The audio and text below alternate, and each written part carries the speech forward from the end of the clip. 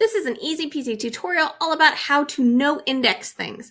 I'm going to first show you how to no index a page. Then I'm going to show you about a section inside an index. So that's just for Squarespace 7.0 users. And then finally, I'm going to show you how to no index a collection item.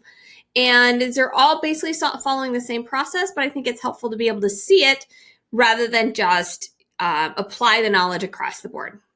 So one of the things that I typically recommend that people are no indexing regularly are things like pages that are just a form. I have a ton of these on my site. This is my old site, and I think that these should not be showing up in Google. They're unlikely to rank, but they will still get indexed and they will show up. It's annoying. You don't want someone coming to a form page just for no reason. Other pages that I always recommend people no index are things like privacy policies, terms of service, really anything that you don't want someone to go to unless they've gone to other things on your website. Makes sense. And also one of the things to keep in mind is that no indexing a page. Sometimes people think, well, then my site's going to be thinner, it's going to be smaller. It's actually not true. You want to no index anything that is really just not providing you value in terms of search results. That's the long and short of it. So to no index a page, you just click a gear next to the name. Then you go to SEO. And you can see I don't have SEO title or description written here because, again, I don't want someone to use this page unless they've actually gone through and read other stuff. And I just scroll down and I click hide page from search results and I click save. Next time Google scans my site, it'll know to skip that page. That's all it's doing. Pretty simple. So let's look at the blog. Oh my goodness, my old site was so big. So we're going to go to the blog.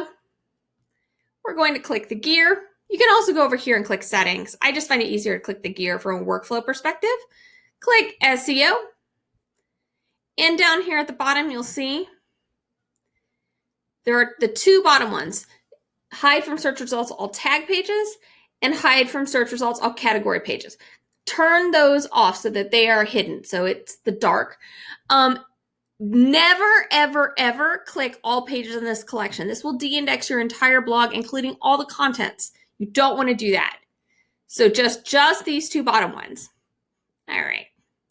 So finally, if you're having trouble and you're seeing, if you Google yourself, one of the things to do regularly is to Google your own website and just see what's showing up in Google. I know this sounds kind of goofy.